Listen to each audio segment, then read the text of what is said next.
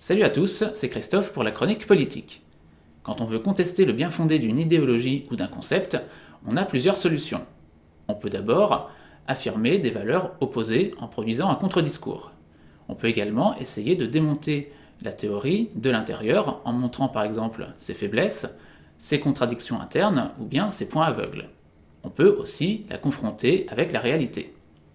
Et aujourd'hui, je voulais vous parler des théories néo-féministes ou féministes postmodernes. Ces théories sont arrivées discrètement il y a une grosse dizaine d'années en France, avant de devenir hégémoniques, mais existent dans le monde anglo-saxon depuis une trentaine d'années. Dans ces pays, ce ne sont donc pas uniquement des théories pures, mais elles ont aussi donné lieu à des pratiques qui ont transformé les façons de faire du monde militant, mais aussi elles ont eu des impacts dans le monde social, elles ont modifié le fonctionnement d'institutions, et elles ont contribué à l'élaboration de certaines lois allant dans leur sens. On peut donc confronter ces théories à la réalité et voir si, conformément à leur discours, elles ont réussi à aider les femmes à s'émanciper. Et aujourd'hui, je vais donc essayer de faire un bilan de ces théories en m'axant en particulier sur un sous-courant qui est le courant transféministe ou transactiviste, qui est donc axé autour de la question des transsexuels. Je vais faire cela parce que ce courant, au dire des féministes critiques, est en train de phagocyter toutes les questions féministes. Allez, c'est parti. Tout d'abord, il faut bien comprendre que pour les féministes postmodernes, la séparation entre hommes et femmes est binaire et oppressive, et... Ah, désolé, on me fait signe que Robert et Nathalie, par leur physique avantageux, véhiculent des critères de beauté oppressifs. Bon, au revoir Robert et Nathalie, et bonjour à Saddam et Margaret. Des gens beaucoup moins oppressifs, mais un petit peu oppressants. Bref, revenons à nos moutons. Pour les idées postmodernes, la séparation entre hommes et femmes est binaire et oppressive, et de plus, cette bicatégorisation, pour reprendre un de leurs termes, serait une pure construction sociale. Donc, pour libérer les hommes et les femmes, ou plutôt les individus, il faut faire éclater ces catégories en niant toute base biologique au sexe. D'où la multiplication des genres intercalaires, gender fluide, non-binaires, ou encore les trans, qui représentent la transgression ultime de ces genres biologiques honnis. On parle de trans M2F pour les hommes devenant des femmes, et de F2M pour les femmes devenant des hommes. Cette transformation, d'ailleurs, n'est pas forcément physique et peut être purement administrative. On peut avoir physiquement le corps d'un homme et se considérer comme une femme, et surtout être reconnu par la société et les institutions comme tel. Et là, l'absurde commence. Dans certains sports, les trans peuvent concourir dans des disciplines dans la catégorie de leur sexe d'adoption. C'est un phénomène qu'on voit de plus en plus. Ces sportifs sont surtout des M2F, puisque leur musculature masculine leur donne souvent un avantage non négligeable sur leurs concurrentes. Par exemple, en 2018, c'est un transsexuel, Rachel McKinnon, qui a gagné les championnats du monde féminin de cyclisme sur piste. À ses détracteurs, cette championne a rétorqué que les vraies sportives voyaient d'un bon œil ce type de concurrence et de challenge. Effectivement, pour une femme, battre quelqu'un qui a la masse musculaire d'un homme de bon gabarit est bel et bien un challenge. Autre exemple qui a défrayé la chronique, Andraya Yearwood, un jeune afro-américain qui, depuis 2017, alors qu'il n'avait pas entamé de traitement hormonal, concourt dans des championnats d'athlétisme féminin. Parfois, il gagne contre des femmes, alors que ses résultats ne lui permettraient pas d'être qualifié en championnat masculin. Ces championnats aux USA peuvent ouvrir des portes universitaires, et dans ces affaires, il n'est donc pas uniquement question de beauté du sport. Alors tout cela peut paraître un petit peu anecdotique, mais cette théorie postmoderne, en abolissant la frontière biologique entre hommes et femmes, dans certains pays, ouvre l'accès à certains endroits avant réservés aux femmes à des hommes. Par exemple, un homme qui se dit femme pourrait être accueilli au sein d'un refuge pour femmes battues ou bien sans abri. Ou encore, un violeur, une fois condamné, pourrait se dire femme et ainsi être transféré dans une prison pour femmes. Dans les deux cas, on pourrait avoir un prédateur sexuel qui serait au milieu de ses proies précaires, voire captives. Alors vous allez vous dire que ce genre d'idée est un délire de gros réac. Eh bien, détrompez-vous, car ce genre d'affaire a déjà eu lieu. Au Canada, Christopher Ambrook a été hébergé dans 2 refuges pour femmes SDF où il a agressé sexuellement 2 d'entre elles. Pourtant, ce type avait un casier judiciaire chargé qui avait de quoi inquiéter. Il avait déjà violé une fillette de 5 ans et à peine sorti de prison, avait violé une jeune femme handicapée. Mais voilà, depuis ces affaires, il disait se sentir femme et se faisait appeler Jessica, ce qui lui a ouvert les portes de ses refuges. Quant à l'affaire de la prison pour femmes, les faits se sont déroulés au Royaume-Uni. Stephen Wood, un agresseur sexuel récidiviste qui avait violé un adolescent de 12 ans, une femme enceinte, et tenté de tuer un voisin en le poignardant, a entamé une transition de genre une fois en prison, et sous le nom de Karen White, a été transféré dans une prison pour femmes où il a agressé sexuellement plusieurs de ses codétenus. Malgré son passé criminel, il a pu être envoyé dans une prison pour femmes grâce au Gender Recognition Act, une loi votée en 2004 permettant aux transsexuels d'accéder aux lieux réservés aux personnes de leur sexe choisi. Selon la BBC, en 2018, en Grande-Bretagne, il y avait 125 transgenres en prison. 60 d'entre eux étaient incarcérés pour des affaires liées à des délits ou crimes sexuels. Inutile de vous dire que leurs codétenus doivent se sentir en sécurité. Théorie aberrante qui mène donc à des situations aberrantes. Et pourtant, peu de personnes dans les milieux militants s'interrogent sur les conséquences réelles des idées qu'elles propagent.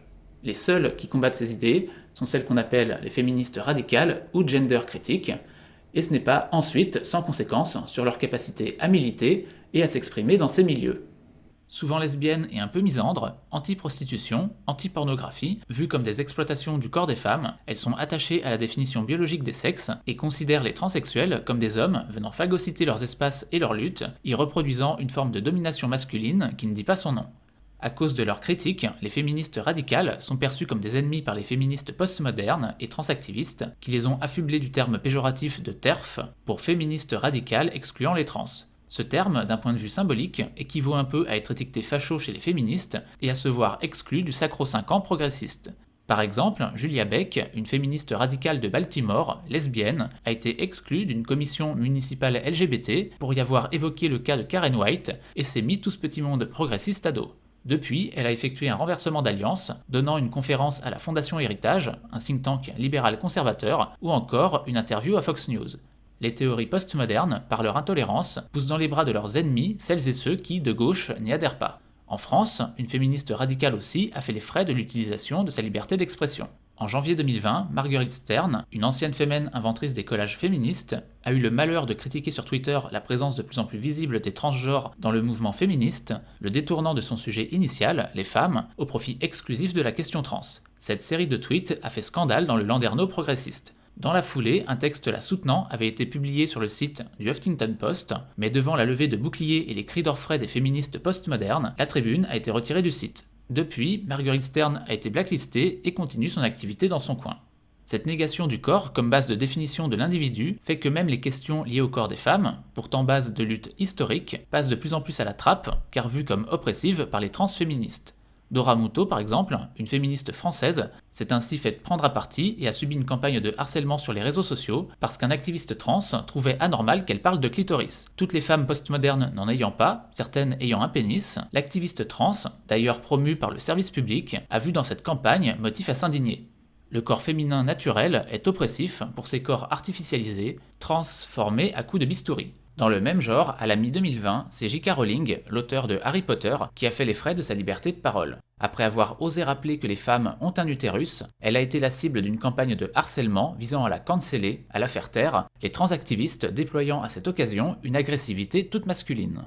D'ailleurs, J.K. Rowling a été soutenue en France par un texte signé par des féministes non postmodernes, dont Marguerite Stern, texte publié dans le Figaro. On voit là, peut-être, les premiers signes en France d'un retournement d'alliance d'une partie du féminisme, comme ça a été le cas pour Julia Beck aux USA. Et pour finir, je vais vous raconter une anecdote qui m'est arrivée dans mon parcours militant. Il y a une demi-douzaine d'années, je militais encore à l'extrême gauche, au sein d'un syndicat étudiant d'extrême gauche, donc non, pas l'UNEF. Et une année, il avait été proposé de faire une campagne contre la transphobie. Notre syndicat local, qui était très axé sur la question de lutte des classes, etc., avait argué qu'il valait peut-être mieux faire une campagne qui toucherait plus de personnes. Par exemple, la question des bourses étudiantes ou du logement. Eh bien, cette prise de position a été interprétée par l'immense majorité du syndicat comme étant transphobe. Et au niveau national, des gens ont voulu faire une commission d'enquête sur nous pour savoir si on était d'horribles transphobes et ont voulu nous éjecter du syndicat. Tout ça parce que nous n'avions pas voté pour la campagne sur la transphobie qu'ils avaient proposée. Pour ces gens, déjà il y a une demi-douzaine d'années, ne pas être 100% d'accord avec eux, ne pas vouloir une campagne d'affichage, c'était déjà être transphobe et être dans le camp de l'ennemi. C'est dire à quel point ces gens ont une définition totalement biaisée de la démocratie. En tout cas, voilà donc ce que donnent ces théories néo-féministes et transactivistes une fois transposées dans le réel. de par leur volonté non pas d'émanciper et de libérer les femmes, mais de dissoudre les catégories hommes et femmes pour obtenir non pas des hommes et des femmes libres, mais des individus libres et détachés de toute notion de genre et de sexe physique, eh bien, elles dissolvent des catégories qui, en fin de compte, permettaient de protéger les femmes par des lois spécifiques ou des lieux d'accueil spécifiques. Cette théorie, en fin de compte, n'aide pas les femmes et au contraire les mettent potentiellement en danger. Et cette vidéo est maintenant terminée. Si elle vous a intéressé, n'hésitez pas à la partager et à vous abonner, ça aide à la visibilité de la chaîne. Et sur ce, il ne me reste plus qu'à vous dire à la prochaine.